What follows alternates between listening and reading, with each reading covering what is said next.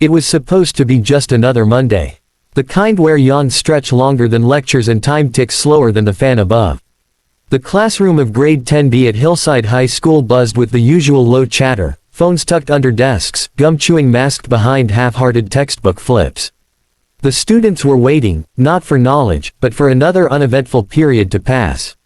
No one was ready for what would unfold that day, and no one could imagine how one slap would ignite a storm that would shatter the silence in their hearts forever.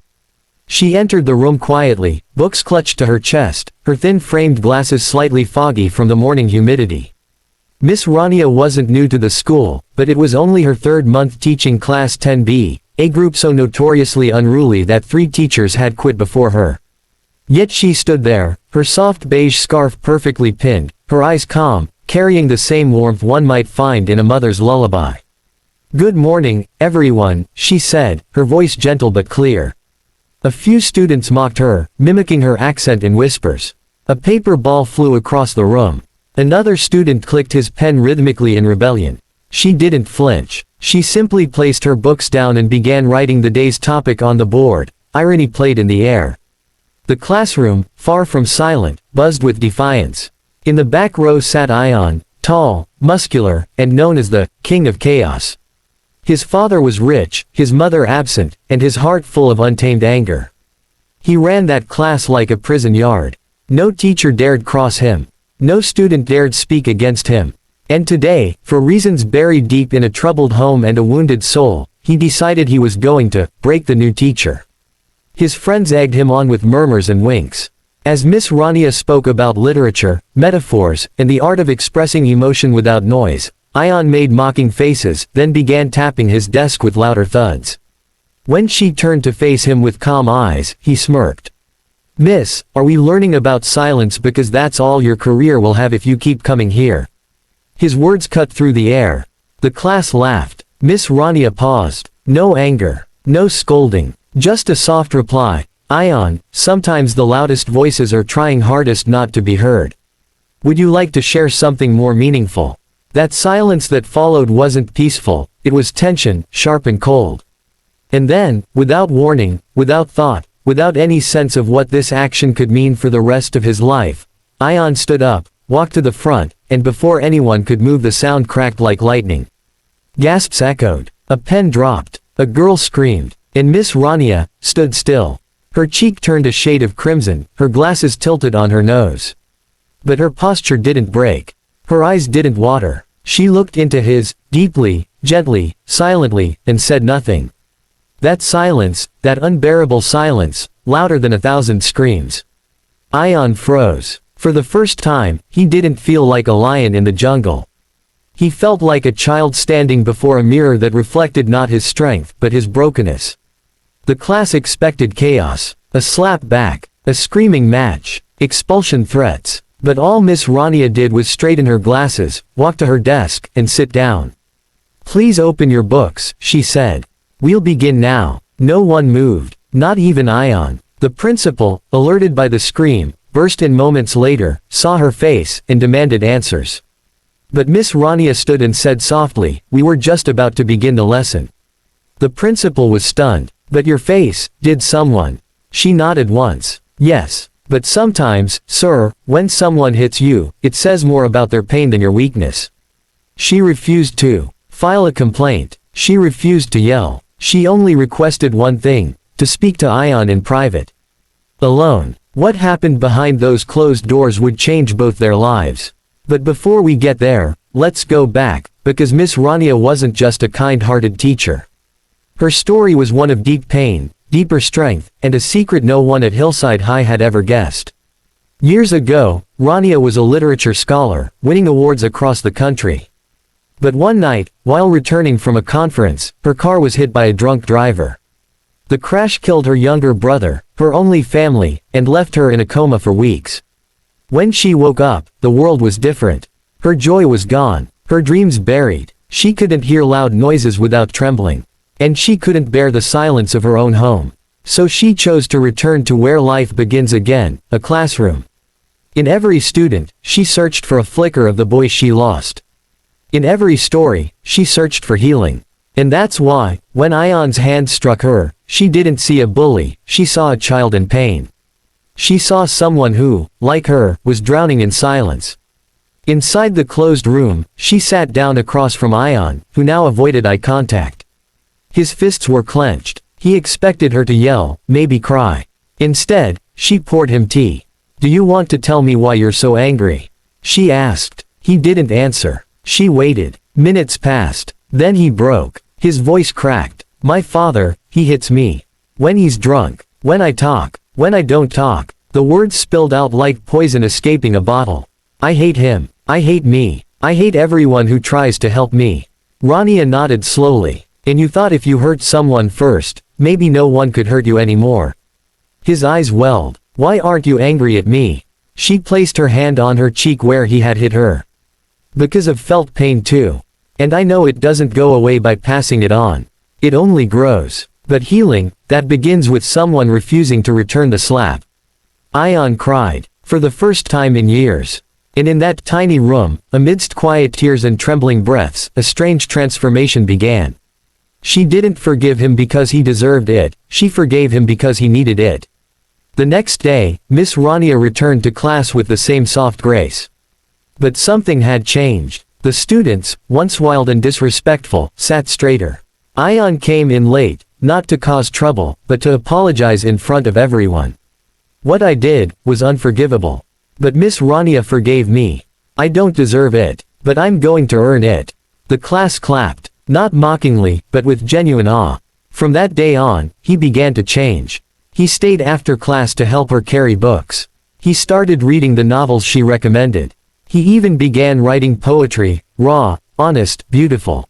Miss Rania printed his first poem and placed it on the board with the title, "The Loudest Cry is Often Silent." But just as things began to heal, a storm was coming. Someone recorded the slap. The video was leaked. It went viral. The school board got involved. Parents demanded her resignation, not because of the slap, but because she allowed it, without punishment. The media twisted the story. Some called her a saint. Others called her weak. But before the board could make their final decision, something unexpected happened. Ion's father, the very man who had made his son a vessel of violence, came to the school. His face pale, his voice shaking, and in front of the entire staff, he said, "I saw the video. I saw what my son did. And I saw what this woman did in return. And I realized, if anyone deserves to teach my son how to be a man, it's her.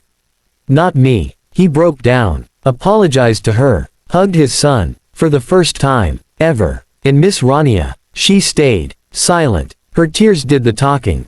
By the end of the week, the board not only allowed her to stay, they gave her an award for transformational teaching. Ion, once the king of chaos, became the quiet leader. And Miss Rania, she became a legend. But more than that, she became a mirror in which every broken soul saw a chance to heal. Because sometimes, the strongest thing you can do, is choose not to fight back. To break the cycle, to forgive, to love, even when it hurts. The whispers never really stopped. Even after the slap video faded from trending topics, even after Ion transformed from a tempest to a torchbearer, even after Miss Rania became a symbol of strength across Hillside High, something always lingered in the air. Curiosity, wonder, mystery. Who was this woman who could forgive the unforgivable? Why did she never raise her voice? What pain had molded her into someone so composed it frightened even the wildest spirits into stillness? Only a few knew parts of the truth. A handful of teachers had heard rumors about the accident that changed her life. A few glimpsed the sadness behind her smile. But no one, not even Ion, knew the whole story. That is, until one rainy Thursday morning, when the past, dressed in a charcoal suit and regret, walked through the school gates and knocked on her classroom door. The class was in the middle of a debate on empathy in literature. Ion, now a sharp thinker and thoughtful speaker, was standing before the board, arguing how even villains in stories are often victims in disguise. Miss Rania watched him with quiet pride. Her heart still carried bruises, but moments like these stitched them with golden thread. And then, the knock. 3 gentle taps, but something in them made her freeze. She turned toward the door, her expression unreadable. When she opened it, the hallway light silhouetted a tall man in his late 30s, with graying temples, rain-speckled shoes, and eyes that carried years of sorrow. The moment their gazes met, time twisted. Her breath hitched. She gripped the doorframe. "Asim," she whispered. The students were stunned. Miss Rania never called anyone by their first name. And her tone, it wasn't her usual softness. It was something deeper, something haunted. Asim stepped inside, removing his cap. "I didn't know where else to go," he said, his voice low. "You stopped replying. I heard what happened here, I had to see you." The students were frozen. Ion, unsure of his role anymore, stepped closer protectively. "Miss, are you okay?" he asked. She nodded slowly, eyes never leaving Asim's. "Class dismissed," she murmured. No one argued. They left with glances over their shoulders, questions burning in their minds. When the room emptied, Rania sat down at her desk, her hands trembling. Asim remained standing. "You look different," he said. "Still graceful, but older." "Grief does that," she replied. Silence hung again. This time, not one of peace, but of ghosts. 10 years ago, Asim and Rania were engaged. Both literature scholars, both passionate about teaching, both orphaned early in life and drawn to each other's unspoken pain. They planned to build a school together. A home. A life stitched with words and wonder. But on the night of their engagement party, Asim never showed up. Rania waited for hours before finally calling his phone, only to hear the voice of a woman. "He's with me now," the voice had said coldly. "He's made his choice." That night, Rania had fled to her brother, who was the only family she had left. They went for a long drive, trying to escape heartbreak with headlights in highway miles. The crash that followed didn't just shatter bones, it shattered her world. Her brother died. She survived. And the man she loved, the man who never explained why, disappeared from her life like fog under sunlight. "Until now. I didn't know how to face you," Asim said now, his voice cracking. "I was a coward. I let my family pressure me into an arranged marriage that I never wanted. I thought I was protecting you from the shame of it all. But when I heard what happened here, how you forgave that student, how you chose compassion over revenge, I realized, you've become everything I always admired. Everything I'm not." Rania looked at him. Her eyes were dry, but her voice was soft steel. "You didn't just leave me, Asim. You left a scared girl who had no one. And because of that, my brother died protecting my heart when I couldn't protect his." That silence again. The kind that screams. He sank to his knees. "I'm not here to ask for your forgiveness. I know I don't deserve it. I wanted to see you. One last time. And tell you, that I still love you." Her breath caught again. But this time, she exhaled. Slowly. Steadily. "Love isn't something you say, Asim. It's something you stay for. And you left." She stood, gently helping him up. "But, thank you. For the apology. Closure is a kind of healing too." He left. Just like before. But this time, she wasn't broken. She was whole. The following week, the school principal invited Miss Rania to speak at the National Education Conference. The theme, turning trauma into transformation. It was the first time she would tell her full story publicly. And as she stood before a crowd of 500 educators, lights shining, mics buzzing, her voice didn't shake. "A few months ago," she began, "I was slapped by a student in front of 30 others. What followed wasn't a punishment. It was a journey. One that reminded me that most brokenness is invisible. That many children fight wars we'll never see. That every slap, every scream, every act of rebellion is often a desperate cry for connection." She paused. The room leaned in. "But this isn't just about students. I, too, was once broken. Left by someone I trusted. Lost my brother in a crash that should have taken me. I lived in silence. Until I chose to teach. And in teaching others, I began to reteach myself. That healing doesn't come from control. It comes from compassion." She didn't expect the standing ovation. But it came. Not for her eloquence, but for her honesty. Among the crowd sat Ion, now wearing a school badge that read, "Peer Counselor in Training." He wiped a tear. He had come a long way, and he owed it all to the woman who refused to hit back. The days that followed were filled with new beginnings. Miss Rania started an after-school program called The Quiet Corner, a safe space for students dealing with trauma, anxiety, or emotional struggles. Ion was the first to volunteer. Slowly, more students joined. Even the teachers began attending the sessions, learning how to manage stress and burnout. The school transformed, not just in discipline, but in spirit. One morning, Ion surprised her with a gift, a framed painting. It showed a hand raised in anger, being caught mid-air by another hand glowing with light. Below it, the words, "She hung it in the hallway where the slap once happened." But just when she thought her story had found peace, the letter arrived. Typed, "No return address." It read, "You saved him. But who will save the others?" Inside was a USB. Curious, she plugged it into her laptop. What she saw next made her blood run cold. Hidden camera footage of a teacher in another school, being abused, mocked, bullied. No one helping. A girl crying in the corner. A boy punching walls. And then the screen cut to black. Miss Rania stared at the screen. Her hands clenched. This wasn't over. Her mission, her healing, had only just begun.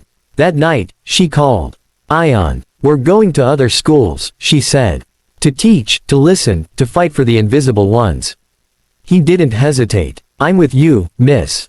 Wherever this goes." Together, they started Project Resilience, a mobile emotional literacy program for troubled schools. And in every institution they visited, they told their story. The slap, the silence, the forgiveness, the healing. Years later, when Miss Rania was honored with the National Medal of Education, she stood on the same stage where she once whispered through pain. But this time, she smiled. Truly smiled. "This award isn't mine alone," she said. "It belongs to every student who ever felt unseen. Every teacher who chose compassion over punishment. Every person who learned that even after the darkest slap, there can still be light." In the audience, Ion stood proud. Not as a student anymore, but as a young man now studying psychology, ready to become a teacher himself. Ready to be the mirror Miss Rania had once been for him. Because in the end, it was never just about one slap. It was about what you do after. Project Resilience had started as a seed, born from pain, watered with healing, and nurtured by the belief that even the most troubled souls deserve a chance to grow. With Ion by her side, Miss Rania traveled from school to school, sometimes speaking to crowds of hundreds, other times sitting silently across from one broken child in the back of a dusty classroom. They spoke not as experts, but as survivors. Not as perfect examples, but as living proof that even shattered people can become safe places for others. Slowly, their names began to echo beyond Hillside High. Newspapers wrote about them. Education boards began to listen. Parents emailed. Students wrote letters. "You made me feel seen. You stopped me from making a terrible choice. Because of you, I told someone." Rania kept each message in a box wrapped in blue silk, a box she never opened without tears. She didn't do this for praise. She did it because she still remembered what it felt like to be unheard. But with the rise of light, came the return of shadow. It began quietly. A rumor here, a whisper there, a politician's aide raising an eyebrow. Isn't it dangerous for a teacher to be traveling with a former delinquent boy? Why are they teaching emotional lessons instead of just math and science? Who even trained her to do this trauma work? The media, once her ally, began shifting tones. And then, the breaking wave, a video, edited and twisted, released on social media showing Rania hugging a crying student, with a voiceover suggesting emotional manipulation and overreach. Within hours, hashtags flooded in. Hashtag unfit teacher. Hashtag emotional exploitation. Hashtag project exposed. The very silence she had used to heal others now roared against her. She was summoned to a disciplinary hearing. Not by her school, but by the National Education Oversight Board. Ion was furious. "This is insane. They're punishing you for caring." But Rania remained calm. "It's not about me," she said. "It's about what they're afraid of.